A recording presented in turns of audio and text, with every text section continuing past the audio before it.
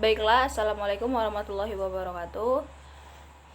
Kami dari kelompok 6 akan menjelaskan tentang survei lesson plan atau RPP yang digunakan atau diterapkan kepada siswa-siswi sekolah dasar khususnya kelas 4 SD, pendidikan bahasa Inggris. Saya Amanda Putri Salsabila akan menjelaskan tentang pertanyaan lesson plan yang telah Miss Nunun berikan, dan saya akan menjawab untuk poin pertama dan kedua. Baiklah, pertanyaan yang pertama adalah sistematika rencana pelaksanaan pembelajaran atau RPP adalah sebagai berikut. Yang pertama itu kegiatan pembukaan. Sang guru membuka kegiatan belajar mengajar dengan mengucapkan salam. Yang kedua lalu mengabsen siswa dan bertanya keadaan siswa pada hari itu. Dan juga sang guru mengulang atau mengulas tentang pembelajaran minggu lalu. Dan kegiatan intinya, siswa-siswi dibagi oleh sang guru dalam bentuk kelompok yang terdiri mungkin dari 4 sampai 5 orang. Dan guru pun memberikan sebuah selembar kertas yang berisikan teks agar siswa-siswa dapat menyimak dengan seksama sembari sang guru membacakan naskah tersebut. Lalu sang guru meminta perwakilan dari setiap kelompok untuk maju 1 orang per kelompok dan menirukan apa yang telah guru tersebut ucapkan, baik dalam nyaring suara, intonasi, dan pelafalan. Lalu sang guru pun membuka sesi tanya jawab jika memang ada murid yang belum memahami tentang pembelajaran hari ini. Dan kemudian untuk penutup, sang guru mengakhiri sesi belajar mengajar dan sekali lagi menanyakan pertanyaan jika memang sang murid tidak mengerti apa yang mereka bahas hari ini. Dan terakhir, sang guru menutup pembelajaran hari ini dengan mengucapkan salam dan berterima kasih kepada siswa-siswi yang telah mengikuti pelajarannya hari ini. Dan untuk poin yang kedua, yang pertanyaannya adalah, apakah tujuan pembelajaran yang terdapat pada contoh RPP yang sesuai dengan RPP yang kami survei, dan apakah sesuai dengan kriteria RPP tersebut? Baik, akan saya jelaskan. Tujuan pembelajaran yang terdapat pada RPP yang kami survei adalah siswa dapat melafalkan kalimat dengan baik dan benar. Yang kedua, siswa dapat membacakan kalimat dengan intonasi yang benar. Dan yang ketiga adalah siswa dapat membaca nyaring dengan baik dan benar. Namun, yang terjadi saat di lapangan, menurut dari sang guru yang kami interview, siswa kadang merasa dirinya itu kurang dan malu, sehingga saat melafalkan kalimat dia itu menjadi kaku dan menjadikan kalimat yang ia baca itu menjadi tidak benar. Dan yang kedua, siswa terkadang hanya bermain-main dengan teman satu kelompoknya, tidak memperhatikan penjelasan sang guru. Warahmatullahi wabarakatuh. My name is Janatu Adnin. I will explain my result analysis lesson plan. The number 3, are the method in the example lesson plan appropriate? Tell.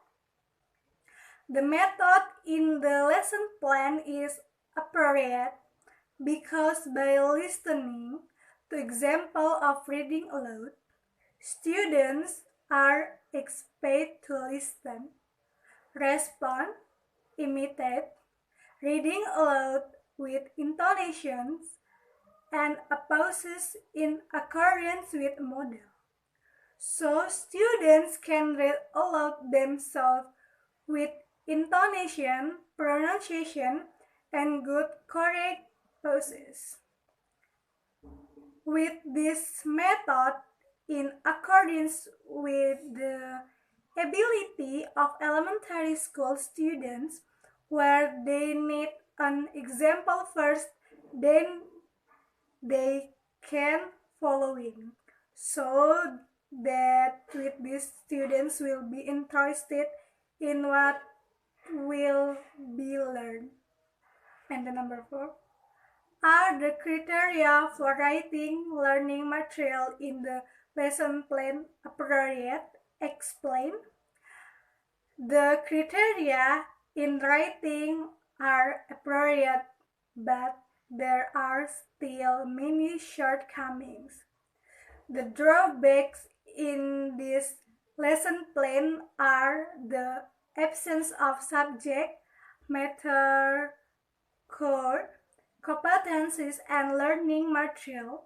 The main material is an important component to know what will be learned at the meeting. Where core competence is the level of ability to access the graduate competence standard that must be possessed by students at every level.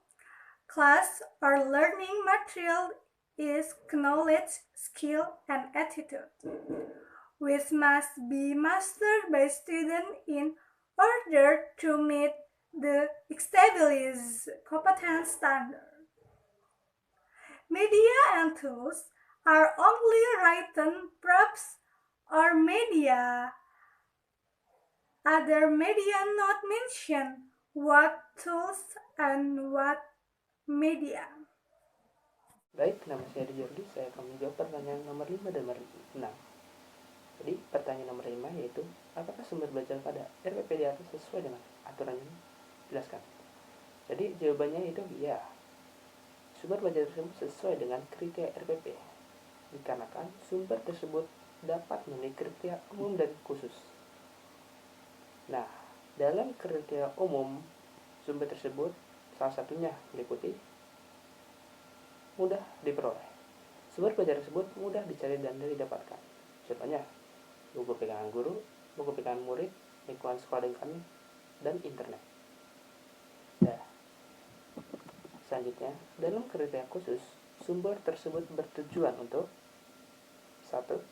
Sumber bertujuan untuk memecahkan masalah dari sumber pembelajaran yang hendak dicapai murid. Yang kedua, sumber belajar digunakan untuk penelitian yang digunakan untuk meneliti pembelajaran. Baik, selanjutnya kita beri ke nomor 6. Jadi pertanyaan nomor 6 itu, komponen apa yang seharusnya ada pada perangkat RPP tetapi belum ada contoh RPP di atas? Jelaskan. Jadi jawabannya pada contoh RPP di atas, komponen pada perangkat tersebut sebenarnya sudah cukup lengkap dikarenakan di atas RPP kurikulum 2013 meliputi jadwal sekolah, identitas mata pelajaran, kelas 1 semester, materi pokok, alokasi waktu, tujuan pembelajaran, kompetensi dasar, indikator, materi pembelajaran, metode pembelajaran, media pembelajaran, sumber belajar, langkah waktu pembelajaran dilakukan dari tahap pendahuluan, ini dan penelupan, penelitian hasil pembelajaran. Nah, itu semua adalah ada 13 materi komponen yang ada pada RPP 2013. Nah, jadi yang kurang itu hanyalah lampiran. Kenapa harus ada lampiran pada komponen tersebut walaupun tidak termasuk pada komponen? Jadi, itu dikarenakan lampiran adalah suatu dokumen tambahan yang ditambahkan dokumen utama. Lampiran tersebut digunakan untuk berdalam atau mendukung komponen tersebut. Seperti contohnya foto ataupun gambar. Baik, terima kasih.